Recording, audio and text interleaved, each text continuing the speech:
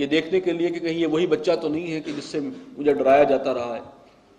تو لیکن انہوں نے وہ انگارہ اٹھا کے منہ میں رکھ لیا جس سے زبان میں لکنت ہو گئی. واللہ عالم یہ بات صحیح ہے یا نہیں. لیکن یہاں فرمایا واحلل عقدۃ من لسانی، میری زبان کی گرہ کھول دے. یہ محاورتاً بھی ہو سکتا ہے کہ جو قدرت کلام مجھے عطا فرما، اگر میرے لیے اس میں کوئی دقت ہے تو اس کو آسان بنا دے.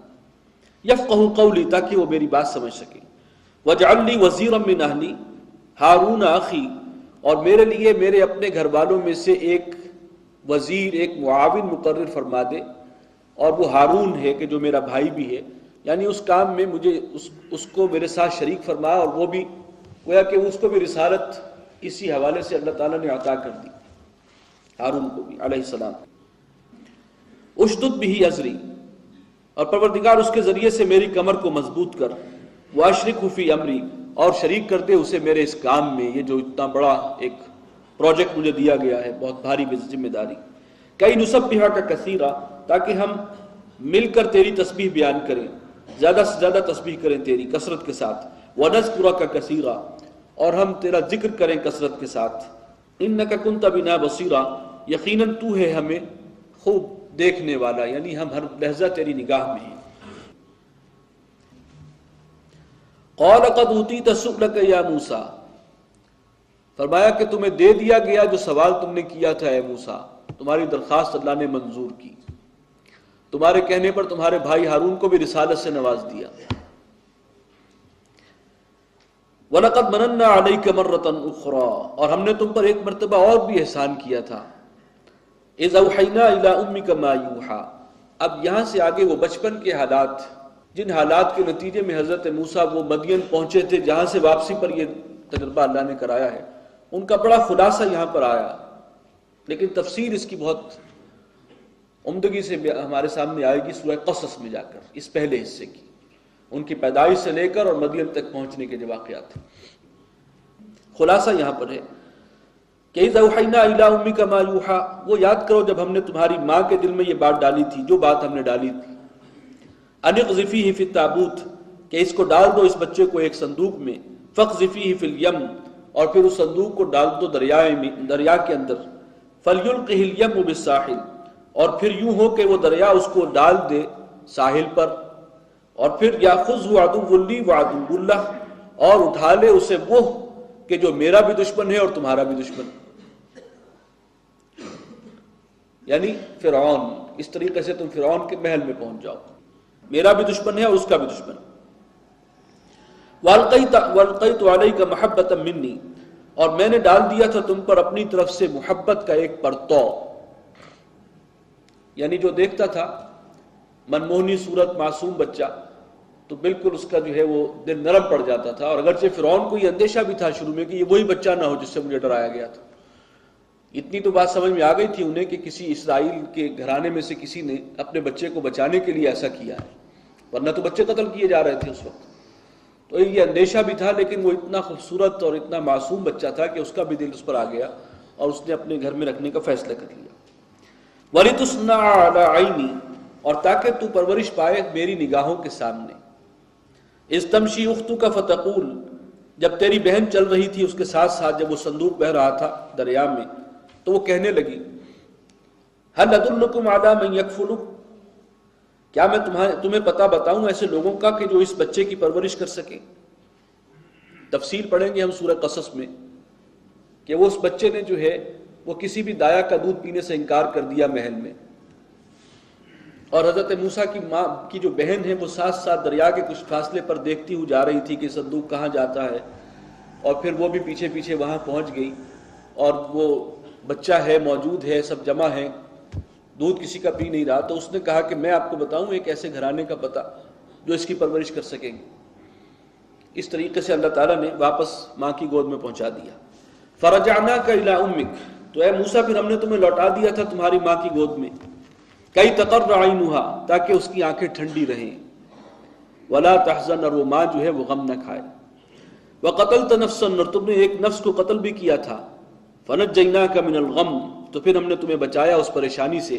وفتناک فتونا، اور ہم نے تمہیں خوب خوب پرکھا اور جانچا. فلبثت سنین فی اہل مدین، اور پھر تم کئی سال تک مدین میں ٹھہرے رہے. ثم جئت علی قدر یا موسیٰ، اور پھر اے موسیٰ تم یہاں ہمارے ٹھہرائے ہوئے ایک اندازے کے مطابق پہنچے ہو. تقدیر اللہ کی طرف سے ٹھہرائی ہوئی تھی یہ بات، ایسے ہی نہیں ہوا. اور یہ جو رستہ بھی بھولے ہو تو یہ ہمارے اس فیصلے کے حساب سے. وَاصْطَنَعْتُكَ لِنَفْسِي، اور میں نے تمہیں ایک کار خاص کے لیے، ایک اہم مشن کے لیے تیار کیا ہے.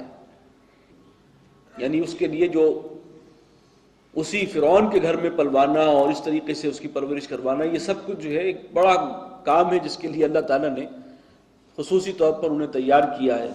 اور وہ تھا بنی اسرائیل کو وہاں سے ان کی غلامی سے نجات دلانے کا معاملہ. اذهب انت واخوك بآیاتی، اب جاؤ تم بھی اور تمہارا بھائی ہارون بھی میری نشانیوں کے ساتھ، یہ عصا اور ید بیضا کا معجزہ لے کر. ولا تنیا فی ذکری، اور دیکھنا میری یاد میں سستی نہ کرنا، غفلت نہ کرنا. اذهبا الى فرعون انه طغى، اب جاؤ دونوں فرعون کی طرف، اس نے بہت سرکشی کی ہے. فقولا له قولا لینا، اس سے بات کرنا تم دونوں بہت نرم انداز میں. لعلہ یتذکر و یخشی، شاید کہ وہ نصیحت قبول کر ہی لے اور ڈر جائے اللہ سے. یعنی دعوت کے لیے انداز جو ہے وہ نرم ہونا چاہیے. دعوت لٹھ مارنے کے انداز میں نہیں ہے. چاہے کوئی تمہیں یقین ہے کہ 99.9% تمہیں یقین ہے کہ وہ مانے گا نہیں، تب بھی 0.0001% بھی اگر کوئی ہے وہ تو امکان تو رہتا ہے. لہٰذا نرم انداز میں، دل پذیر انداز میں، عمدگی سے دعوت دی جائے ایمان کی. قال ربنا اننا نخاف ان يفرط علينا، ان دونوں نے کہا کہ پروردگار ہمیں اندیشہ ہے کہ وہ ہم پر کوئی زیادتی نہ کر بیٹھے. او ان يطغى، یا اس کی سرکشی جو ہے وہ اور بڑھ جائے. حضرت موسیٰ علیہ السلام کو تو ویسے بھی خوف تھا، اس کا ذکر بعد میں آئے گا سورہ قصص میں بھی اور سورہ شعراء میں بھی، کہ میں نے تو ان کا ایک بندہ قتل کیا ہوا ہے، میں تو جاؤں گا تو پکڑا جاؤں گا، میرے خلاف تو FIR کٹی ہوئی ہے وہاں پر، تو پکڑا جاؤں گا. تو وہ بھی اندیشہ تھا کہ وہ ہم پر زیادتی کرے گا. لیکن فرمایا قال لا تخافا، فرمایا ڈرو مت، اننی معکما اسمع و ارى، میں تمہارے ساتھ ہوں اور سنتا بھی ہوں اور دیکھتا بھی ہوں. فاتیاہ فقولا انا رسول ربک، تم جاؤ دونوں اس کے پاس اور اس سے کہو کہ ہم تیرے رب کے بھیجے ہوئے ہیں، ہمیں بھیجا ہے تیرے رب نے ہم دونوں کو. فارسل معنا بنی اسرائیل، تو بھیج دے ہمارے ساتھ بنی اسرائیل کو. ولا تعذبہم، اور انہیں عذاب میں مبتلا نہ رکھ. گویا دو کام تھے حضرت موسیٰ علیہ السلام کے، ایک دعوت دو ایمان کی اور بتاؤ کہ ہم تمہارے رب کے بھیجے ہوئے ہیں، اور دوسرا یہ ہے کہ اس سے مطالبہ کرو کہ بنی اسرائیل کو چھوڑ دے، اس غلامی سے جو ہے ان کو شکنجے سے آزاد کر دے اور ہمارے ساتھ جانے دے.